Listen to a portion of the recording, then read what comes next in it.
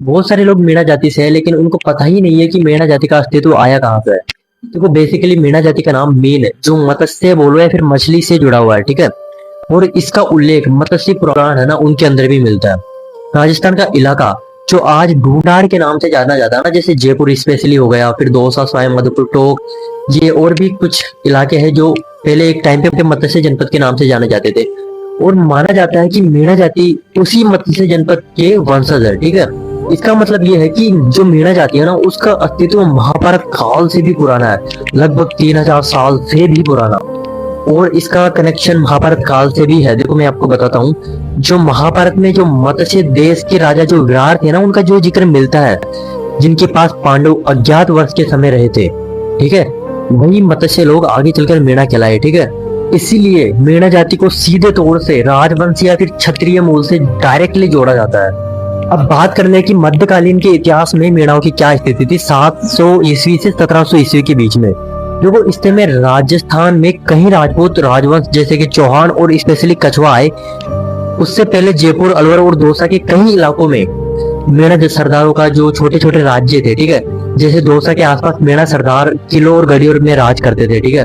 तो जब कछवा राजपूत आए ना, तो ढूंढाड़ के अंदर उन्होंने धीरे धीरे मेड़ा सरदारों को सत्ता से हटा दिया, मतलब उनकी सत्ता छीन ली, ठीक है। जब महाराणा प्रताप के न किसी भाई और न ही किसी राजपूत राजा ने साथ दिया था ना, इन्होंने ही महाराणा का साथ दिया। जो भीलों का जो जिक्र होता है ना, वही ये भील मेना थे, ठीक है।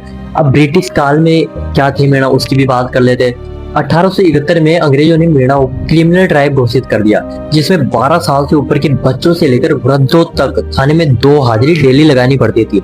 और पुलिस थाना भी आसपास नहीं, कम से कम 10 से 15 किलोमीटर दूर, वो भी पैदल चलकर जाना पड़ता था, क्योंकि उस टाइम पे साधन तो थे नहीं। इन्हें कभी कभी डाकू और कभी कभी विद्रोही भी बोला गया, क्योंकि ये अंग्रेजों के खिलाफ लड़ते रहे थे। जब सारे राजस्थान के राजा सहायक संधिया करके अंग्रेजों के गुलाम बन गए थे ना, तब भी ये लड़ते रहे थे। अब देखो फाइनल ओवरव्यू देख लेते। देखो मीणा जाति की स्थापना किसी एक व्यक्ति के द्वारा की गई नहीं है। ये प्राकृतिक जनजाति है, जिसका उद्भव मत्स्य जनपद या फिर मीन भगवान से डायरेक्टली जोड़ा जाता है, ठीक है। अगर एक लाइन में बात करूँ ना कि मीणा थे कौन, देखो पहले थे राज करने वाली एक जाति थी, फिर राजपूत और मुगलों से संघर्ष किया और बाद में अंग्रेजों द्वारा दबा दिए गए, ठीक है।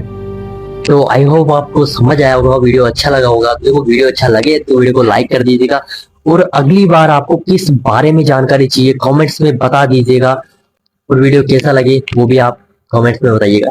Thank you. जय हिंद, जय भारत।